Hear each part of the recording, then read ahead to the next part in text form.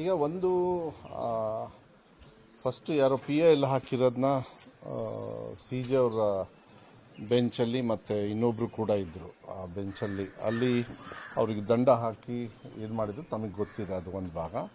ಇನ್ನೂ ಒಂದು ಟೀಚರ್ ಹಾಕಿದ್ರು ಮತ್ತು ಒಂದು ಮಗು ಕೂಡ ಹಾಕಿರ್ತಕ್ಕಂಥದ್ದು. ಟೀಚರ್ಸ್ ಅವರು ಅದು ತಗೊಂಡಿದ್ದಾರೆ, ಅದನ್ನ ಮುಂದುವರ್ಸಕ್ಕೆ ಹೋಗಲಿಲ್ಲ ಅವ್ರು, ಯಾಕೆ ಅಂತ ಗೊತ್ತಿಲ್ಲ. ಮತ್ತು ಮಕ್ಕಳು ಹಾಕಿರೋದ್ರಲ್ಲಿ ಇಲ್ಲ, ಅದು 2025-26 ಏನಿದೆ ಅದು ಮಾಡಿ ಅಂಥೇಳಿ ಇದು ಕನೆಕ್ಟೆಡಾಗಿ ಕೊಟ್ಟಿದ್ದಾರೆ. ಅದಕ್ಕೆ ಮತ್ತೆ ನೀವು ರಿಕಾಲ್ ಮಾಡಿಬಿಟ್ಟು ಇದು ಮಾಡಬೇಕಂಥೇಳಿ ಅವರು ಮಂಗಳವಾರ ಟೈಮ್ ಕೊಟ್ಟಿದ್ದಾರೆ. ಎ ಜಿ ಅವ್ರು ನಿನ್ನೆ ರಿಕ್ವೆಸ್ಟ್ ಮಾಡಿದ್ದಕ್ಕೆ. ಸೊ ಮಂಗಳವಾರ ಏನು ಟೈಮ್ ಕೊಟ್ಟಿದ್ದಾರೆ ಅದನ್ನು ಮಂಗಳವಾರ ತಗೊಳ್ಳೋದು ಒಂದು ಭಾಗ. ಮತ್ತು ಮೀನ್ ವೈಲ್ ನಾನು ಕೂಡ ಮಾನ್ಯ ಮುಖ್ಯಮಂತ್ರಿಗಳಿಗೆ ಅಪ್ಡೇಟ್ ಮಾಡಿ ನಮ್ಮದು ಕೂಡ ಕೆಲವು ಪ್ಲ್ಯಾನ್ ಎ ಬಿ ಅಂತ ಹೇಳಿ ಇಟ್ಕೊಂಡಿದ್ವಿ ನಾವು. ಅದೇನು ಅಂಥೇಳಿ ಮಾನ್ಯ ಮುಖ್ಯಮಂತ್ರಿಗಳಿಗೆ ಹೇಳಿ ಆಮೇಲೆ ತೀರ್ಮಾನವನ್ನು ತಗೊಳ್ತಕ್ಕಂಥ ತೀರ್ಮಾನವನ್ನು ನಾವು ಮಾಡ್ತೀವಿ. ಬಟ್ ಯಾವುದೇ ಕಾರಣಕ್ಕೂ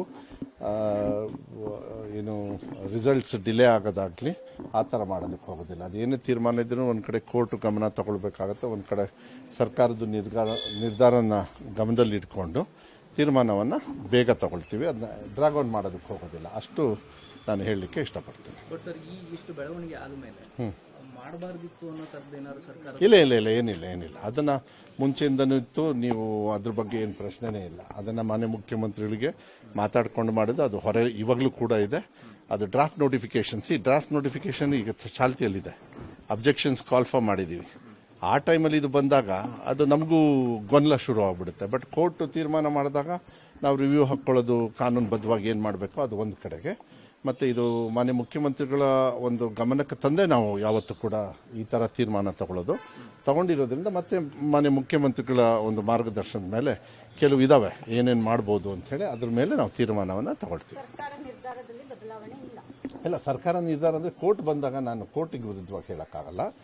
ಬಟ್ ಅವರು ಕೋರ್ಟಲ್ಲಿ ಏನು ಹೇಳಿದ್ದಾರೆ, ಈ ವರ್ಷ ಹಿಂಗೆ ಮಾಡಿ ಅಂತ ಹೇಳಿ ಈ ವರ್ಷದಕ್ಕೆ ಅವ್ರು ಹೋಗಿರೋದ್ರಿಂದ ನಾವು ಡ್ರಾಫ್ಟ್ ನೋಟಿಫಿಕೇಶನ್ ಏನಿದೆ ಅದು ತೀರ್ಮಾನ ಏನಿದೆ ಅದು ಕಂಟಿನ್ಯೂ ಆಗ್ತದೆ. ಅದು ಡ್ರಾಫ್ಟ್ ನೋಟಿಫಿಕೇಶನ್ ಆದಮೇಲೆ ಗೌರ್ಮೆಂಟ್ ಆರ್ಡರ್ ಮಾಡ್ತಾರೆ, ಅದು ಮುಂದಿನ ದಿನಗಳಲ್ಲಿ ಮಾಡ್ತಾರೆ.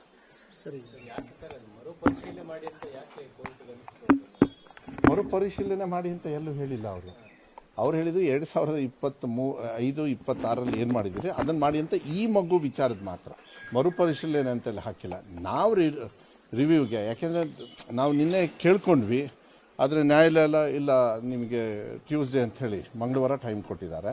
ಸೊ ಮಂಗಳವಾರ ಅದನ್ನ ಎ ಜಿ ಅವರು ಏನಿದೆ ಅದು ಡಿಸಿಷನ್ ತಗೊಳ್ತಾರೆ. ಅವ್ರು ಎ ಜಿ ಅವರು ಹ್ಯಾಂಡಲ್ ಮಾಡ್ತಾರೆ. ಬಿಕಾಸ್ ನಾನು ಅಷ್ಟು ಕಾನೂನಲ್ಲಿ ತಜ್ಞ ಇರೋದಿಲ್ಲ, ಸೊ ಅವ್ರು ಮಾಡ್ತಾರೆ. ಸರ್, ಆವಾಗಲೂ ಒಂದು ಪ್ರಶ್ನೆ ಇತ್ತು, ಈಗಲೂ ಅದೇ ಪ್ರಶ್ನೆ ಇದೆ. ಅಂದರೆ ನೆಕ್ಸ್ಟ್ ಎಜುಕೇಷನ್ ಇಯರಿಗೆ ಇದನ್ನು ಕನ್ಸಿಡರ್ ಮಾಡಬೇಕು, ಇದನ್ನು ಇಂಪ್ಲಿಮೆಂಟ್ ಮಾಡಬೇಕು. ಇಲ್ಲ, ಅದನ್ನು ಹಾಗೆ ಅಂತ ಹೇಳಲ್ಲ.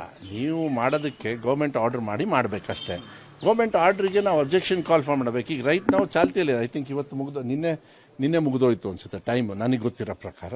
ಅವ್ರು ಏನು ಮಾಡಿದ್ದಾರೆ, ಯಾವ ಟೈಮಿಂಗ್ ಕೊಟ್ಟಿರ್ತಾರೆ, ಅದಾದಮೇಲೆ ಆರ್ಡರ್ ಮಾಡಿಬಿಟ್ಟು ಮಾಡೋದು. ಬಿಫೋರ್ ರಿಸಲ್ಟ್ ನಾವು ಮಾಡಬೇಕು.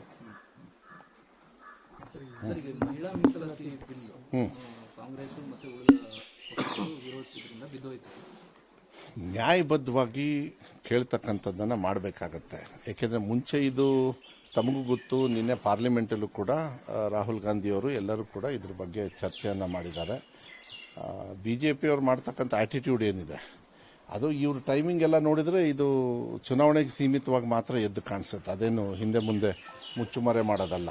ಈ ವೆಸ್ಟ್ ಬೆಂಗಾಲ್ ಆಗಲಿ ತಮಿಳ್ನಾಡುದಾಗಲಿ ಅವ್ರು ತಂದಿರತಕ್ಕಂಥ ವಿಚಾರಗಳೇನಿದೆ, ಯಾವುದೇ ಒಂದು ಕಾನೂನು ಮಾಡ್ಬೇಕಾದ್ರೆ ಸರಿ ಇರಬೇಕಲ್ಲ.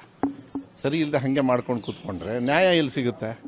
ಕಾನೂನು ಮೀಸಲಾತಿ ಅಂತ ಹೆಸರಿಟ್ಟು ಕರೆಕ್ಟಾಗಿ ವರ್ಕೌಟ್ ಆಗಲಿಲ್ಲ ಅಂದರೆ it might be even delimitation ಕೂಡ, ಅದನ್ನೆಲ್ಲದೂ ಕೂಡ. ಅದಕ್ಕೆ ನಿನ್ನೆ ಡಿಲಿಮಿಟೇಷನ್ನು ವಿಡ್ರಾ ಮಾಡಿದರು. ಮತ್ತು ಇನ್ನೊಂದು ಯಾವುದೋ ಒಂದು 3ನೇ ಬಿಲ್ ಅದನ್ನು ಕೂಡ ವಿಡ್ರಾ ಮಾಡಿದರು.